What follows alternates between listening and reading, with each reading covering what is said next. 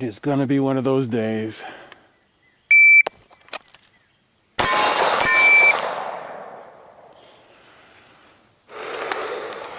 Well, 2.50 on the nose, which I'm sorry is just not good enough.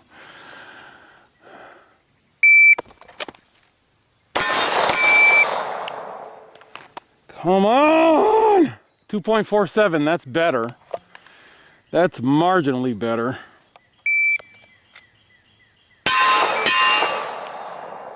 Now, that was on the edge, which means it's out.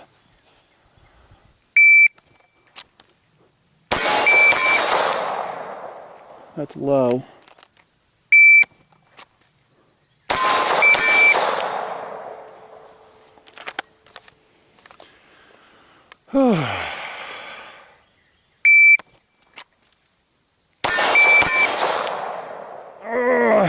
Those are too low.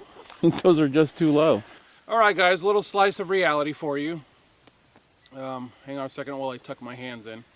If you guys have watched my heat gear videos, you will understand what this is about and why the sun is to my back right now. I'm out here running some standards drills. I'm standing at the 10-yard mark right now, and that's what I'm doing because this is a wizard drill, 3, 5, 7, and 10 yards. 10 yards, 2 shots, 8-inch torso in 2.5 seconds, and then 7, 5, and 3 yards, it's going to be headshot, headshot, headshot at each position, 1 shot from each position. And from the 7-yard, it's going to be 2 hands. From the 5-yard, it's going to be 1 or 2 hands. And from the 3-yard, it's going to be 1 hand. It's always 2.5 from every position. So I am working on the standard because I'm having difficulty with the standard. And in the last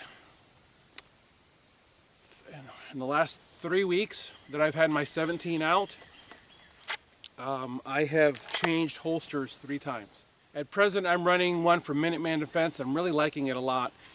Years ago, oh man, it's 6 years ago, if not more, something like that. Honestly, I forget when. But several years ago, Skyler, the owner of Minuteman Defense, Skyler Gibler, gave me this holster. We were training together at a class. He gave me some stuff to check out. I put it in an article, and okay, newsflash, because I want to get onto this video, but newsflash. The reason I'm no longer a magazine writer, guys, if you think you're getting truth from magazines, then you probably think you're getting truth from the New York Times.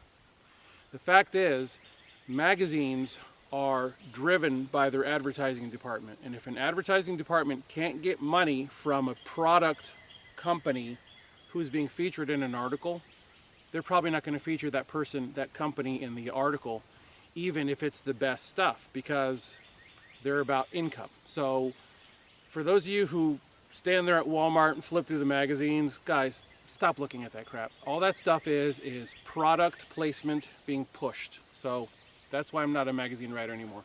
I got tired of great stuff like this holster not getting into articles and then being asked to do a rewrite, or the article simply getting canned, which is what happened to some of my stuff near the end there when I finally was like, you know what, I'm done. Moving on. So anyways, the reason I'm doing this video today is last week I was out here working on this very thing that I love to hate, and I kept finding that I was having difficulty making that clean hit on the 8-inch circle from 10 yards from concealment, and I'm just like, what the heck is going on? I'm better than this. And what ended up happening, in fact, oh, my phone's over there. I made a really detailed note in my phone about what it was that I wanted to cover for you guys, and I think I can remember. It was basically talk about heat fatigue, what happens in heat fatigue, and why, when it happens, you're incapable of recognizing that it's happening. And listen, I have a lot of experience training in heat. Oh my goodness. This video footage right here was taken at a class in Alabama where I was roasting. And the day prior to this run getting videotaped, I almost fell out. Just flat out on the ground. It was a mess. It was at this class that I learned that I need to be drinking Gatorade. Watered down Gatorade is the key. You don't want to drink Gatorade straight. If you're going to drink it out of the bottle, you have a bottle of Gatorade and a bottle of water. A swig of Gatorade, 2 to 3 swigs of water. Yeah, that's how sugary Gatorade is now. That stuff is crap. Gatorade, Powerade, doesn't matter. All that junk is just overly sweet. It needs to be very watered down. So anyways, that's one thing. And the other thing is proper sun gear. I now wear long sleeve shirts, and whenever we're in instruction phase and the instructor is teaching, I take my hands, I either just flat out run them in like this and just hang my hands down, or I tuck them in, or I fold my arms with my hands in my armpits to shield my hands from sunburn. I try to keep the sun to my back as much as I can. I wear head buffs so that the back of my neck and the top of my head are shielded as much as they can be. And yes, this is a Nike shirt. Yes, Nike is a douche company. Until somebody out there makes a properly fitting 2XLT, and please don't say the Big and Tall Shop, because Big and Tall Shop clothing is bulbous crap. This stuff is so junky, and it's overpriced trash is really what it is.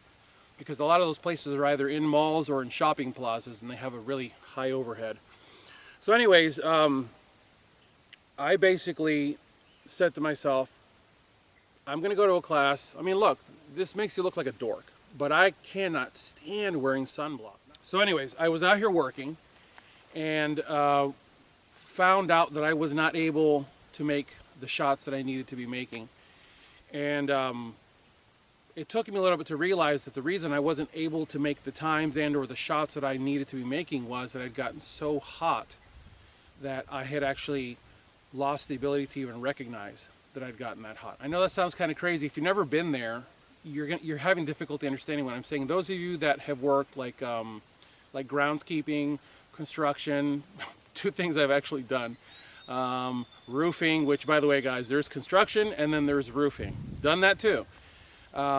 Those of you that have done these jobs understand what I'm talking about. There's a certain point in the day where if you haven't pre-hydrated and made it a point to have sun protection on, you end up getting really hot really fast, and your ability to just make reasonable decisions starts going out the window. And that's what was going on last week. So I wanted to kind of just give everybody a heads up as we're entering into summer. Pay attention to those cues. Those of you, fortunately, those of you who are out west, where the heat, yeah, it's hot, but it's a dry heat, you have less of this problem.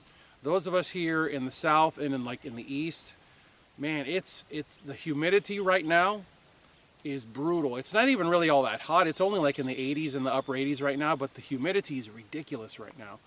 And because the humidity is so high, your body's ability to cool dramatically drops. And I'm also wearing an undergarment to separate me from my gun.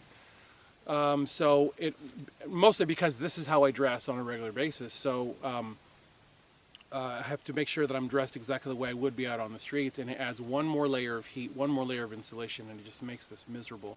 But anyways, that's it guys. I wanted to give you that heads up of the things that you need to consider when you're training in heat. And if you have any questions or comments, leave them below. I'll do my best to answer them. As always, God bless you all. Get those guns out and practice. Have a good one.